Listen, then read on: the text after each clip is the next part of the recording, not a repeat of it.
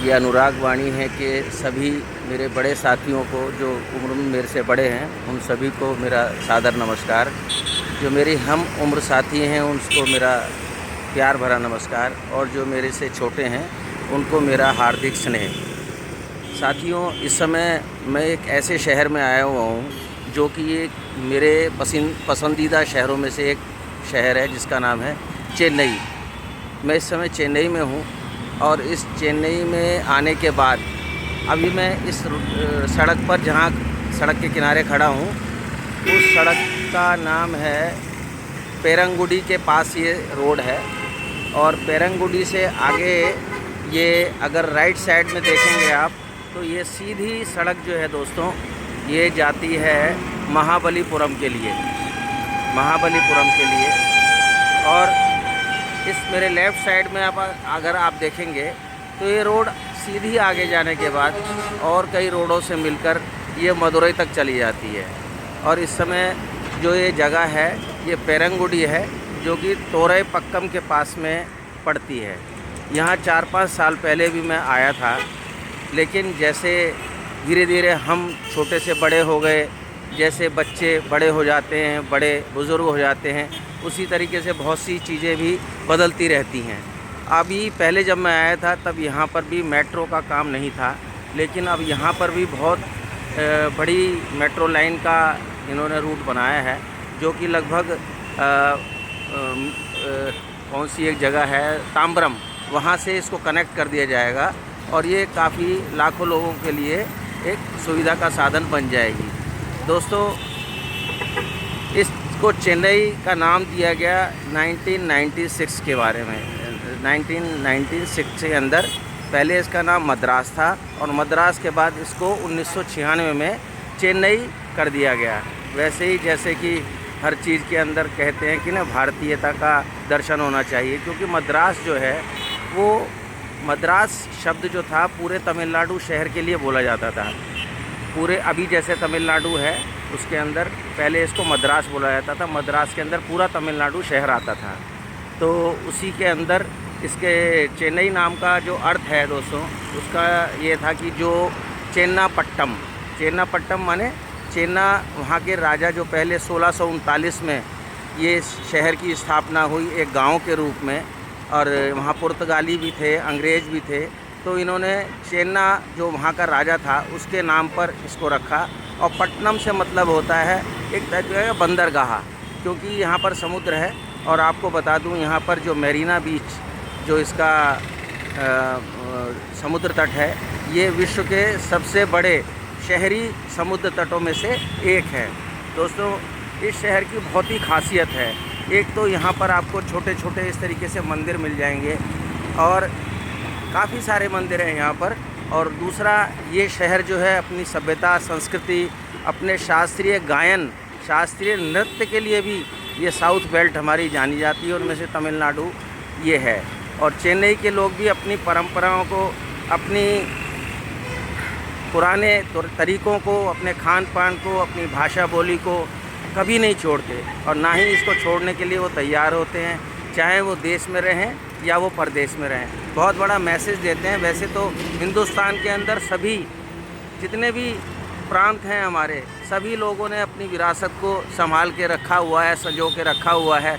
अभी आपको अमेरिका जाएंगे तो वहाँ भी आपको हरियाणा की बोली, हरियाणा का भोजन, राजस्थान का, उड़ीसा का, जो भी जहाँ का है, वो उन्होंने अपनी सभ्यता और संस्कृति को संभाल के रखा हुआ है।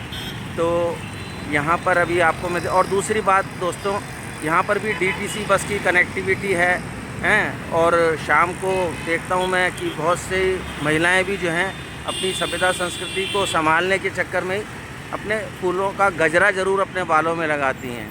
और उसके साथ साथ यहाँ पर एक और भी शौक़ है बहुत अच्छा, वो ये रॉन्ग ड्राइविंग करने का। अभी आप देखते रहोगे कि यहाँ पर बहुत सी आपको रॉन्ग ड्राइविंग होती नज़र आएगी। थोड़ी देर के बाद जब दिन ढल जाएगा तो ये शहर रोशनी के आगोश में समा जाएगा। इतनी बड़ी बड़ी बिल्डिंगें हैं, इतने बड़े बड़े कॉरपोरेट ऑफिसेज़ हैं, और उनमें जब शाम को लाइट जलती है, शोरूम्स में, सड़कों पर, तो ये शहर एक तरीके से जगमगा जाता है। बहुत ही खूबसूरत लगता है। वो फ़ोटो भी मैं आपको शेयर करूँगा। यहाँ कई मंदिर हैं उनमें, और दूसरा एक तिरुपति बालाजी का मंदिर है जो कि यहाँ से 150 किलोमीटर के लगभग पड़ता है। और ये शहर चेन्नई दिल्ली से दोस्तों 2200 किलोमीटर की दूरी पर है, लेकिन बहुत ही बढ़िया शहर है। सफाई के मामले में एकदम नंबर 1, यानी कि कहीं भी आपको सड़क पर सोते हुए लोग नहीं मिलेंगे, अनऑथराइज्ड पार्किंग कहीं नहीं दिखाई देगी ज़्यादा। और दूसरी बात ये कि यहाँ पर आप पैदल पथ पे चल सकते हैं, दिन में रात में कोई आपको बाथरूम लैट्रिन करता हुआ नहीं दिखाई देगा। साफ़ सुथरा शहर है। और दूसरा ईव टीजिंग भी यहाँ पर नहीं है, महिलाओं से छेड़खानी के भी मामले नहीं होते हैं। तो महिलाएं सुरक्षित हैं और कभी रात में भी अपने ऑफिस से आती जाती हैं, मैंने देखा है, तो कोई भी किसी प्रकार का भय नज़र नहीं आता। फिर मैं उसके बाद में और जो है मेरे पसंदीदा शहरों में से एक शहर ये चेन्नई है। आगे फिर मैं आपको और कनेक्ट करूँगा जहाँ और जाऊँगा तब। साथियों, इस समय मैं एक कारापक्कम जगह है यहाँ पर हूँ, और यहाँ पर ये अम्मन टेम्पल है, अम्मन शिवन टेम्पल। ये देखिए कितना ऊंचा है, कितना भव्य है। ऐसे बहुत से छोटे बड़े मंदिर जो कि तमिलनाडु की सभ्यता, संस्कृति, कला को, निर्माण कला, वास्तुकला को अपने में समाये हुए हैं। देखिए छोटी छोटी बहुत सी मूर्तियाँ, आपको पता भी होगा कि यहाँ के जो दक्षिण भारत के मंदिर होते हैं, इनके गुंबद, इनके शिखर जो होते हैं बहुत ऊंचे होते हैं, और उनका मेंटेनेंस के ऊपर भी, पेंट के ऊपर, उनकी रिपेयरिंग के ऊपर बहुत ज़्यादा वो खर्चा करते हैं ये लोग। इनका ये श्रद्धा है इनकी अपने मंदिरों के प्रति। ये अम्मन टेम्पल है। अब ये माता गंगा मैया का टेम्पल है, बहुत बढ़िया। ये देखिए सामने मैया का टेम्पल है।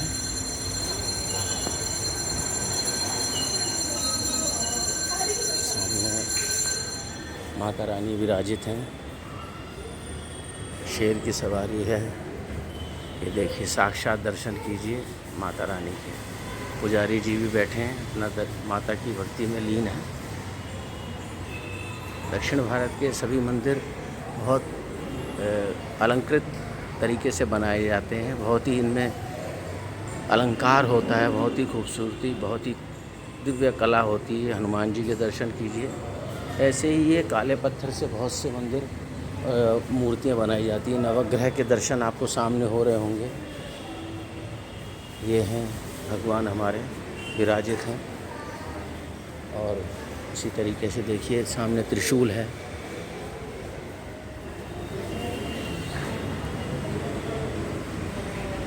मुझे इन देवी देवताओं के नाम जिस भाषा में लिखे हैं वो समझ में, पढ़ने में नहीं आते हैं, लेकिन दर्शन तो कर सकते हैं।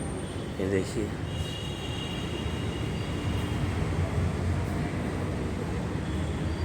ये गणपति गणेश जी महाराज विराजित हैं हमारे, और पुजारी जी।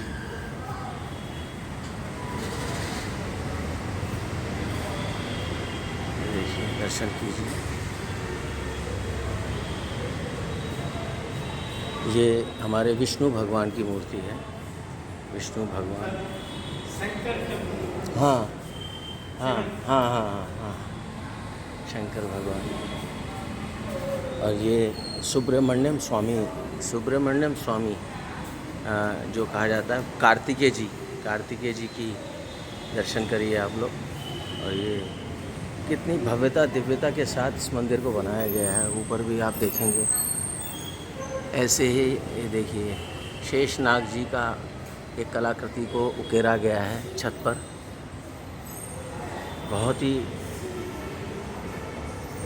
कलाकृतियों से संपूर्ण ये दिव्य मंदिर है, अम्मन शिवन टेम्पल। तो अम्मा के तो दर्शन हो गए हमें। अब हम पीछे आपको ले चलते हैं शंकर भगवान के दर्शन कराने के लिए। शंकर भगवान के दर्शन कराने के लिए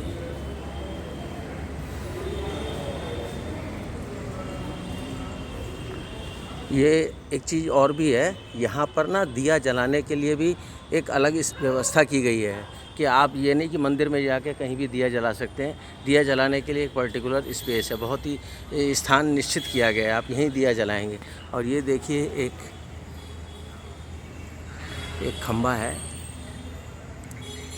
सोने का तो नहीं है लेकिन पॉलिश किया हुआ होगा। ये देखिए पूरा मंदिर।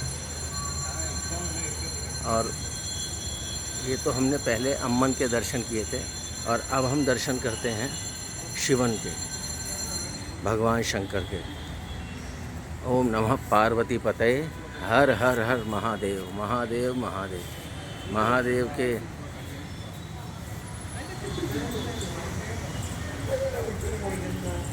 जो अंगरक्षक हैं, महादेव की सेवा में हर समय जो रहते हैं, ये हमारे नंदी जी महाराज यहाँ बैठे हैं भगवान शंकर के सामने। और ये सामने शंकर भगवान के दर्शन कीजिए आप। बहुत ही सुंदर दिव्य मंदिर है।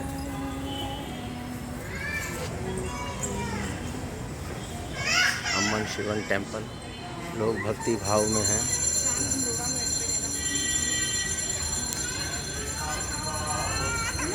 अभी आरती वगैरह भी हो रही है। मैं आपको अंदर ले सकता हूँ, देखता हूँ।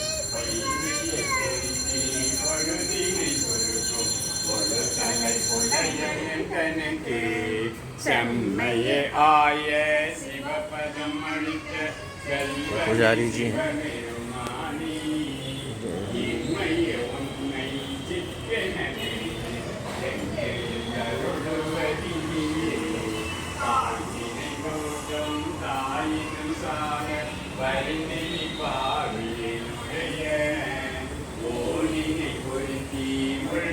भगवान शंकर की स्तुति करते हुए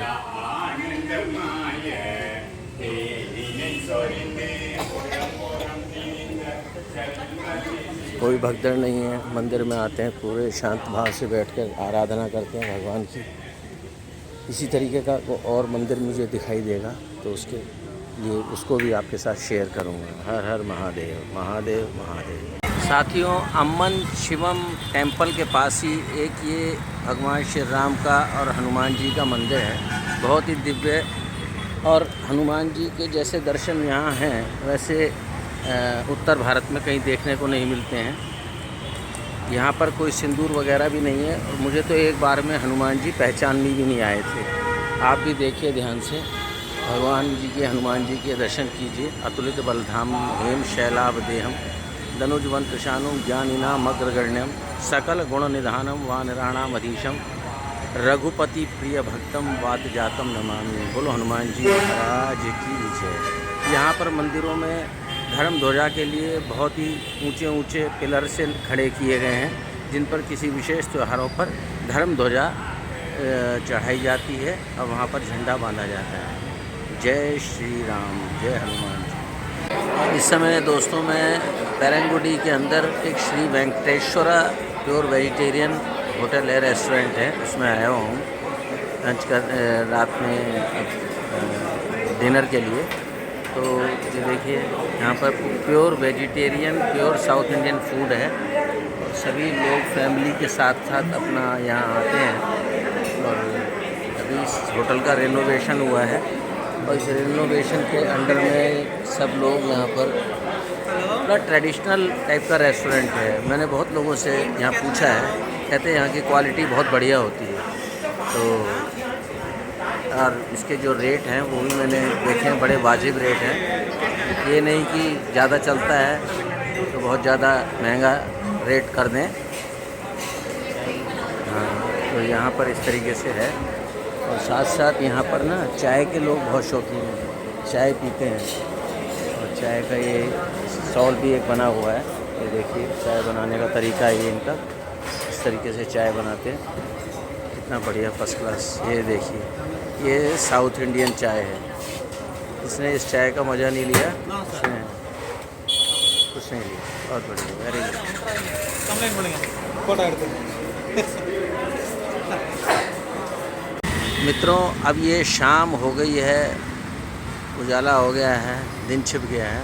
और मैंने आपसे कहा था ये शहर रोशनी में चमचमा जाता है। ये देखिए इतना सुंदर बाज़ार है इधर। और ये देखिए सब एकदम इतना खूबसूरत नज़ारा है सड़क पर, बाज़ार में, बहुत ही सुंदर। ऊपर मेट्रो लाइन। और ये देखिए सामने एक बेहद खूबसूरत बिल्डिंग है। ये देखिए ऊंची बिल्डिंग है, इसके अंदर ही लिफ्ट लगी हुई है। किसी कंपनी का ये कॉर्पोरेट ऑफिस है। इसके अंदर और भी होंगे लेकिन ये मेन रोड पर बहुत ही सुंदर बिल्डिंग है। और ये सारा मेन रोड है जो मैंने आपको बताई थी कि ये सीधी एक तरफ से महाबलीपुरम के लिए जाती है और दूसरी तरफ आगे जाके ये मदुरई से मिल जाती है। ये देखिए बहुत ही अच्छा लग रहा है। और मैंने आपसे कहा था कि यहाँ पर लोगों का जो शौक़ है रॉन्ग ड्राइविंग का, वो भी आप देख लीजिए अच्छे से, खूब तरीके से जिसको जहाँ जगह मिलती है वहाँ से वो अपना निकाल लेता है। वो देखिए सामने भी आपको दिखाई दे रहा होगा आते जाते। ये बहुत ही ईमानदारी से ट्रैफिक का पालन करते हैं। ये देखिए सामने से। मगर एक चीज़ ये अच्छी लग रही है कि सड़कें साफ़ सुथरी हैं, ज़्यादा टूटी फूटी कहीं नहीं है, तो इसलिए गाड़ी चलाने का मज़ा भी यहाँ अच्छा ही आता है। मैं भी बाइक चला रहा हूँ तो बहुत अच्छा लग रहा है। राजनीति चाहे आपस में कुछ भी हो, लेकिन इस स्टेट को, इस एडमिनिस्ट्रेशन ने बहुत अच्छे से इस शहर को संवार के रखा हुआ है। ये दोस्तों सामने देखिए कितनी बड़ी ये पानी की टंकी है। मैंने तो इतनी बड़ी पानी की टंकी कभी दिल्ली में देखी नहीं। और ये जहाँ मैं हूँ वहाँ उसी कॉलोनी के पास एक देखो कितना सुंदर पार्क है, कितना बढ़िया ये बास्केटबॉल का ये इन्होंने फ्लोर बना रखा है, पेंटेड, और बच्चे खेल रहे हैं, कितना अच्छा है। ऐसे फ्लोर जो है, ऐसे फ्लोर वाले पार्क जो हैं बहुत ही कम देखने को मिलते हैं। तो इसी वजह से जो अपनी एक पसंद होती है ना कि हम किसी को क्यों पसंद करते हैं, वो कुछ कारण होते हैं उसके। ये देखिए एक्सरसाइज के लिए एक बच्चों के सामने, बच्चों के लिए जो देखो सामने एक ये फ्लोर बना रखा है एक एक्सरसाइज वगैरह के लिए। यहाँ पर आके अपना एक्सरसाइज कर सकते हैं। ग्रीनरी, फुल ऑफ ग्रीनरी, बहुत बढ़िया। और ये देखो इधर भी सामने एक रेस्ट रूम टाइप का सा बना रखा है। बीच में ये फाउंटेन है पार्क के अंदर। ये देखिए कितना सुंदर फाउंटेन है। अभी चल तो नहीं रहा लेकिन बनाया हुआ है, तो कभी ना कभी चलाते ही होंगे, लेकिन व्यवस्था के नाम पे तो जो है ही है। और लोग आए हुए हैं यहाँ पर। बड़ा ही कूल वातावरण है इस समय, हवा चल रही है। लेकिन एक ये देखो ये जो है एक तरीके से रेस्ट रूम टाइप का है। यहाँ पर लोग अपना जॉगिंग वॉकिंग करने के बाद रेस्ट करते हैं। बच्चे खेल रहे हैं, बहुत ही बढ़िया, बहुत ही बड़े एरिया में ये पार्क बनाया हुआ है। झूले वगैरह भी आप देखो ये सामने हैं कॉलोनी के अंदर। ये कोई, ये देखिए बहुत ही अच्छा लग रहा है यहाँ आने के बाद में पार्क में। मुझे किसी ने बताया था कि थोड़ा सा जहाँ मैं हूँ वहाँ से बोले तो थोड़ा सा आगे जाके आपको एक बहुत ही बड़ा पार्क दिखाई देगा, तो यही वो पार्क था। यहाँ पे बच्चों के खेलने, झूलने के लिए झूले भी लगे हुए हैं। और ये देखिए वही बड़ी वाली टंकी है जिसकी मैं बात कर रहा था आपसे। बहुत ही बड़ी टंकी है। और मैं आपको नज़दीक से दिखाता हूँ।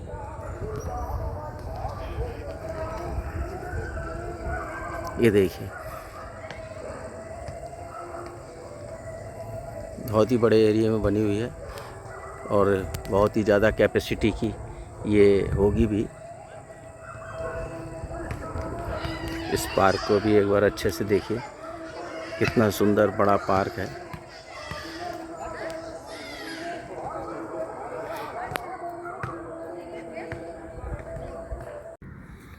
मित्रों सुप्रभात।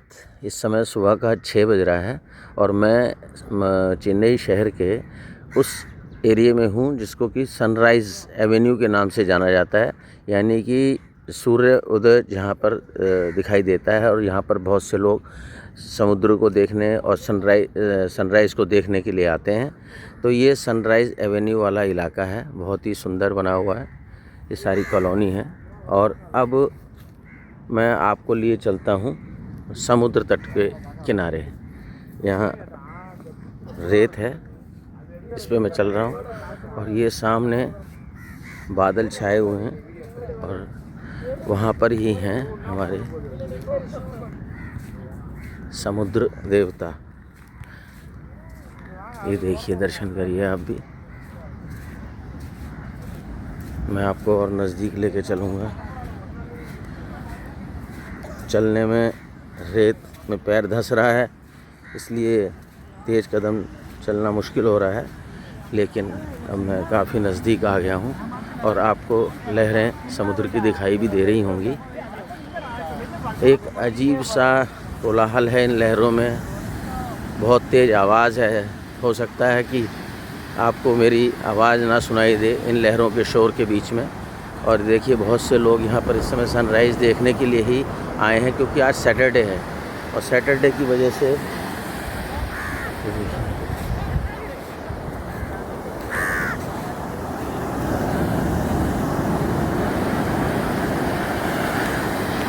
अब मैं बिल्कुल नज़दीक आ गया हूँ समुद्र के, और यही वो पवित्र समुद्र तट है जो कि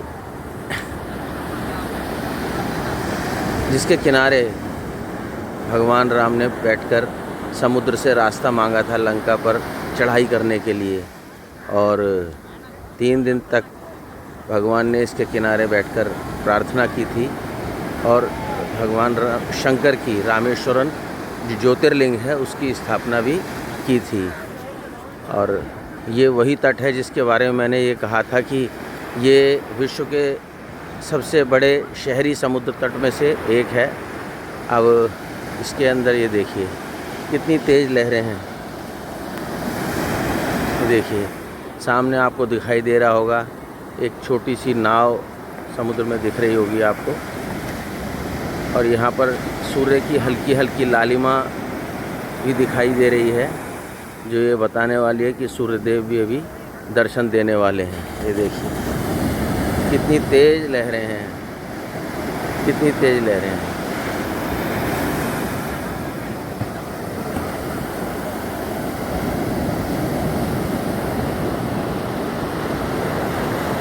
दूर तक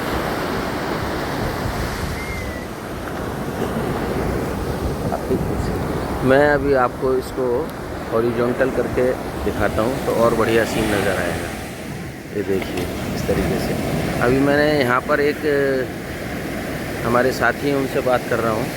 तो ये समुद्र तट जो है ये इस तरफ किधर जाता है जी समुद्र तट? अच्छा, ये मेरे राइट साइड में जो ये समुद्र तट है ये महाबलीपुरम की तरफ जाता है, और जो ये लेफ़्ट साइड में समुद्र का किनारा है ये हमारे को रामेश्वरम से जोड़ता है। तो ये देखिए इधर बंगाल की खाड़ी के लिए जा रहा है ये बंगाल की खाड़ी। अच्छा, ये यहाँ पर हैं हमारे भाई साहब, ये बता रहे हैं कि ये बंगाल लेफ़्ट साइड में बंगाल की खाड़ी से जाके मिलता है अरब सागर में समुद्र। नहीं, ये बंगाल की खाड़ी ही है ये अच्छा, जो सामने देख रहे हैं बंगाल की खाड़ी का ही एरिया है। हाँ, और जो है राइट साइड की तरफ मैं आपको दिखाता हूँ तो बताएंगे। हाँ जी, महाबलीपुरम, पांडिचेरी, रामेश्वरम, आगे जाके ये धनुषकोडी के पास रामेश्वरम में हिंद महासागर में मिलता है, और हमारे पश्चिम दिशा की तरफ से अरब सागर आता है और यहाँ से बंगाल खाड़ी, और वो आगे जाके वो हिंद महासागर में मिल जाता है। और ये फिर श्रीलंका। और ये लेफ़्ट साइड में कहाँ जाता है जी? ये जा रहा है कैलकाटा। नहीं, लेफ़्ट साइड में ये सारा ये बैंक है, सी बैंक है। हाँ हाँ, समुद्री तट ये सीधा अभी आगे जाएगा चेन्नई बीच। हाँ, चेन्नई बीच से ऐसे होता हुआ हाँ, ये भारत का जो नक्शे में आखिरी जो आप शुरू करें रामेश्वरम से लेके और कलकत्ता बंगाल की खाड़ी और फिर आगे वो बांग्लादेश के लिए यही रूट है बस। हाँ, इसी के किनारे चलते चले जाएंगे तो बहुत दूर तक पहुंच जाएंगे। ये वही समुद्र का किनारा है, ये वही समुद्र है जहाँ से लक्ष्मी जी का अवतरण हुआ था। लक्ष्मी जी प्रकट हुई थी समुद्र में से, यहीं रामेश्वरम की स्थापना है। और यही वो समुद्र तट है जहाँ पर बहुत सी हिंदी फिल्मों और साउथ की फिल्मों की शूटिंग भी होती है। किनारे अलग अलग होते हैं लेकिन समुद्र तो ये एक ही है। जहाँ ये एक फिल्म आई थी सागर, जिसके अंदर कि सागर जैसी आँखों वाली ये तो बता तेरा नाम है क्या, सागर किनारे दिल ये पुकारे, तू जो नहीं तो मेरा कोई नहीं है। ये देखिए समुद्र। और दूसरी बात ये दोस्तों कि अगर चेन्नई या किसी भी समुद्री तट के किनारे बसे शहर में आप आएँ और समुद्र के दर्शन ना करें तो ये यात्रा अधूरी रहती है।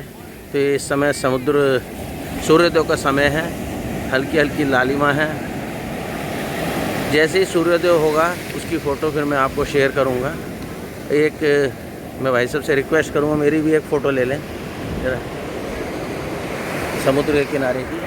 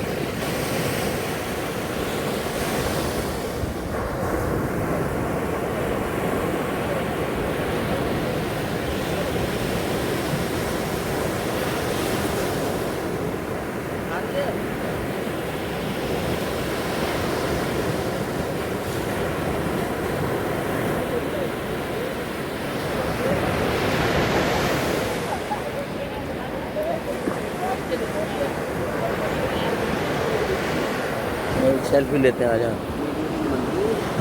हाँ हाँ, देखिए कितना रोमांच है यार, मज़ा आ गया। वंडरफुल जर्नी, कितना रोमांच है। समुद्र के किनारे लहरों को देखना, ऐसा लगता है जैसे जल के अंदर, समुद्र के अंदर कुछ छोटी छोटी पहाड़ियाँ हैं। देखिए जैसे जैसे उठता हुआ आ रहा है सामने से, तो ये बड़ा ही रोमांचक है। जो आप में से बहुत से लोग होंगे जिन्होंने इसको अनुभव किया होगा, इसको एहसास को महसूस किया होगा, लेकिन जिन मेरे साथियों को अभी तक आने का मौका समुद्र तट पे नहीं मिला है, वो इसको देख के रोमांचित हो सकते हैं। अपना प्लान बना सकते हैं समुद्र तट पे आने का, इसका आनंद लेने का, इसकी लहरों के साथ खेलने का। लेकिन इसमें दोस्तों एक चीज़ और भी है, नए व्यक्ति को जो है थोड़ा सावधानी रखनी पड़ती है, क्योंकि दूसरों को देख के अगर आप अंदर चले गए, समुद्र के अंदर ज़्यादा गहरे चले गए, तो ये आपके लिए हानिकारक भी हो सकता है। मेरी दरख्वास्त है आप सभी लोगों से, कभी भी समुद्र के किनारे आएँ तो समुद्र के किनारे गंदगी ना फैलाएं। प्रदूषण, पर्यावरण को सुरक्षित रखना नागरिकों की जिम्मेवारी है। और एक चीज़ और भी है, इस समुद्र के अंदर जो जल है, इसका पानी है, ये पता नहीं कितने खाड़ी देशों की प्यास भी बुझाता है। उन्होंने बहुत से वाटर फिल्टर प्लांट लगा रखे हैं, क्योंकि वहाँ पानी की कमी होती है और कोई दूसरा साधन भी नहीं है वहाँ पर पानी पीने के लिए, नागरिकों को स्वच्छ जल, पेय जल पिलाने के लिए। तो इसी जल को ही वो प्योरीफाई करते हैं, एक बहुत लंबे प्रोसेस होते हैं उसके, और फिर उसको सऊदी अरब वगैरह जैसे देश हैं उनके अंदर जल का स्रोत ये समुद्री ही है। सभी साथी को सुप्रभात। दोपहर के समय में इस्कॉन टेम्पल चेन्नई में हूँ और ये दोपहर की आरती का समय चल रहा है। रात नाम की ध्वनि है, कीर्तन चल रहा है, पूजा दिन का भव्य है। आप भी दर्शन कीजिए, बहुत ही अद्भुत मंदिर है। चेन्नई यात्रा के इस अंतिम पड़ाव में मैं अब इस लोकल ट्रेन से अब पार्क टाउन के लिए जा रहा हूँ और वहाँ से फिर चेन्नई सेंट्रल रेलवे स्टेशन जाऊँगा। अब ये लोकल ट्रेन है, इस लोकल ट्रेन के अंदर मैं बैठा हूँ। ये लोकल ट्रेन ऐसी ही है जैसी अपनी EMU चलती है उसी तरीके से, बहुत साफ़ सुथरी ट्रेन है। और इससे मैं पार्क टाउन तक जाऊँगा। ये आधे घंटे का सफ़र है और इस सफ़र के अंदर देखिए बहुत ही अच्छा लग रहा है। ट्रेन से बाहर का भी दृश्य देखें तो इस लोकल ट्रेन में सिर्फ 5 रुपये का टिकट लगा है। मुझे 20 किलोमीटर जाना है और लगभग 22 रुपये के अंदर, 5 रुपये ट्रेन के, और डेस्टिनेशन से मैंने बस पकड़ के तिरुवनमयूर तक आया तो 17 रुपये उसके लगे। 22 रुपये में 20 किलोमीटर का लगभग रास्ता मेरा तय हो जाएगा। ये लोकल ट्रेन है और यहाँ पर इसको लोग जो है अपना यूज़ करते हैं। बहुत ही साफ़ सुथरे रेलवे स्टेशन है। कस्तूरबाई नगर आ गया। अब आगे अभी 15-20 मिनट के बाद पार्क टाउन रेलवे स्टेशन आ जाएगा, वहाँ से फिर चेन्नई सेंट्रल। दोस्तों ये 3 नंबर प्लेटफार्म है चेन्नई का, सेंट्रल का, और यहाँ अब मेरी ट्रेन दिल्ली के लिए लग चुकी है। 6:15 बजे की ट्रेन है और इसके बाद ये के लिए रवाना हो जाएगी।